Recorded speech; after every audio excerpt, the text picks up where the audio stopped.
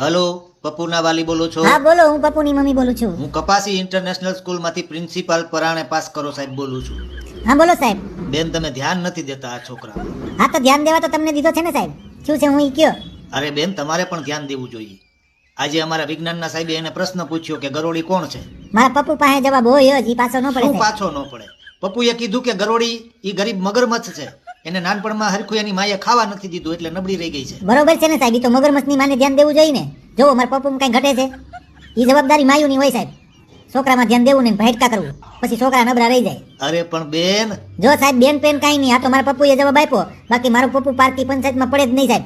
એના પપ્પાનો મગજ બહુ આકરો સાહેબ, ઈ ઢીબી નાખે. અરે વાત તો સાંભળો બેન. જો સાહેબ, એના ઈ વિજ્ઞાનના સાહેબને પણ કહી દેજો, બીજી વખત આવું પૂછે નહીં, નકર ફી ભરવાની થતી નથી સાહેબ. અલ્યા કેમ સમજાવવું આને? શિક્ષણ બચાવવા કરતા ફી બચાવવી જરૂરી છે ભાઈ.